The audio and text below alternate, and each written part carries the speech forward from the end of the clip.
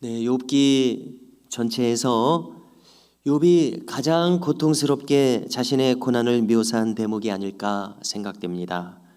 한마디로 말해서 욥은 지금 차라리 자신이 지금 죽는 것이 낫겠다 말할 정도로 대단히 고통스러워하고 있습니다. 욥의 고난, 혹자는 성경에서 가장 큰 고난을 겪은 사람으로 이 욥을 꼽을 정도입니다. 그런데 이 욥의 고난을 대하면서 우리 자신을 한번 생각해 볼 때에 지금도 우리 중에 누군가는 이와 같은 고통 속에 있을 수 있습니다. 그리고 얼마든지 우리들 자신도 이런 힘든 시간이 찾아올 수 있습니다. 이때 우리는 어떠한 반응을 보일 수 있겠는지 오늘 욥의 호소들을 통해서 한번 생각해 보고자 합니다. 첫째로 욥은 지금 자기에게 있는 그대로 고통을 고통스럽다고 말하고 있습니다. 종은 쉬는 시간을 기다립니다. 품꾼은 그 품삯을 간절히 기다립니다. 그렇지만 욥은 이 고통이 끝날 날을 기다리고 있지만 여러 달째 계속되고 있는 이 고통, 끝날 기약이 전혀 없다고 말합니다. 그는 심지어 밤중에조차 쉴 수가 없습니다. 침상에서 내가 좀 쉬리라 기대하고 침상에 올라도 밤새 쉼없이 이 몸의 고통 속에서 뒤척이는 나날들이 이어집니다. 그의 온 몸은 구더기와 흙투성이로 뒤덮여 있습니다. 피부는 떡이 져서 갈라지고 다시 터지기를 반복하고 있습니다. 욥은 나에게는 전혀 희망이 없다고 말하고 나는 다시 행복해질 수 없을 것이라고 말합니다. 이 마음의 괴로움 때문에 나는 하나님께 불평하지 않을 수 없다고 이야기합니다. 두 번째로 욥이 느끼기에 하나님은 자신의 일거수일투족을 감찰하시고 계십니다. 속속들이 하나님은 지켜보고 계시는 바로 이 하나님께 그는 호소하고 있습니다. 자기의 생명이 풍전등화와 같이 곧 꺼질 형편이라고 이야기하고 또 구름이 없어져 버리듯이 스올로 내려가서 다시는 이 땅으로 올라오지 못할 그런 운명이 될 것이라고 이야기합니다. 성경에서 스올이라고 하는 것은 1차적으로 그것은 직접 무덤을 가리킵니다. 2차적으로는 이 죽음의 세계를 가리키고 있습니다. 죽음의 세계로 건너가서 다시는 살아오지 못할 것이다 이렇게 말합니다. 주님은 지금 자신을 바다 괴물처럼 혹독하게 다루십니다. 원망스러울 정도라고 말하고 있습니다. 욥이 느끼기에 하나님은 지금 욥을 지켜보시는 이 눈을 거두지 않고 계십니다. 심지어 침 삼킬 동안도 욥을 가만 놔두지 않으십니다. 욥이 느끼기에 자신은 분초마다 하나님의 징계 속에 들어 있습니다. 어찌하여 나를 관역으로 삼으셔서 이처럼 짐스럽게 이 시간들을 이어가시는지 욥은 불평을 토로하고 있습니다. 원망스러운 마음을 여과 없이 토로하고 있습니다. 왜 이렇게 이야기합니까?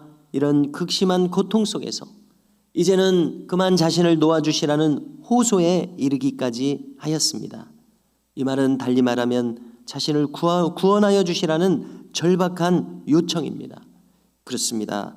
욥은 지금 다른 길이 없습니다. 생사의 주관자이신 하나님께 호소하는 길 외에 아무런 길도 없습니다. 자, 마찬가지일 것입니다. 만약에 이와 같은 고난을 우리가 겪고 있거나 혹 앞으로 이와 같은 고난이 우리에게도 닥친다면 우리는 오직 하나님께 호소하는 길 외에 다른 길이 없습니다. 참으로 고통스럽다고 말씀드리면서 이 고난에서 나를 구원하여 주시라는 이러한 호소 외에 우리가 어떤 길이 있겠습니까? 세 번째로 욥은 오늘 말씀에서 계속 이어지는 것처럼 하나님과 씨름하고 있습니다. 마치 야복강가에서 형 에서를 만나기 직전에 그 절체절명의 순간에서 하나님과 하나님의 천사와 씨름했었던 야곱이 떠오릅니다. 자신의 앞으로의 생애를 축복해 주지 않으시면은 그냥 보내드릴 수 없다고 그분께 매달렸었습니다. 욥이 느끼기에 하나님은 분초마다 자신을 다루고 계십니다. 그래서 17절에서 이야기합니다. 사람이 무엇이기에 주께서 그를 크게 만드사 그에게 마음을 두시고 아침마다 권징하시며 순간마다 단련하시나이까. 그래서 우리도 때때로 말하지 않습니까? 누군가 나에게 가차없이 대하는 사람이 있다면 왜 이렇게 집요하게 나를 추궁하느냐, 이렇게 말하게 되지 않습니까? 지금 욥의 심경이 그와 비슷합니다. 하나님은 1초라도 자신을 가만히 두지 아니하시고 왜 이렇게 나를 크게 생각하시는지, 왜 이렇게 나를 하나님은 이 순간마다 권징하시는지, 권징하신다는 것은 징계를 가하신다는 뜻이죠. 왜 이렇게 하시는지 호소하고 있습니다. 욥은 아무리 생각해도 자신의 구체적인 죄됨과 죄행을 찾을 수는 없습니다. 그렇지만 혹시 자신이 범죄하였다고 하여도 이렇게 잠시도 징계를 멈추지 않으시고 용서하지 않으신다고 하면서 심지어 이렇게까지 표현하고 있습니다. 참 성경에서 이러한 표현을 볼 수 있다는 것이 참 뜻밖이라고 느껴집니다. 제가 죄를 지었다 한들 그것이 하나님께 얼마나 해로움을 끼쳐드린다고 이렇게까지 나를 대하십니까? 이렇게까지 호소하십니다. 그야말로 극한의 신음소리를 바라는 것이 아닐 수 없습니다. 21절에서 혹시 죄가 있다면 어찌하여 그 허물을 사하여 주시지 않으십니까?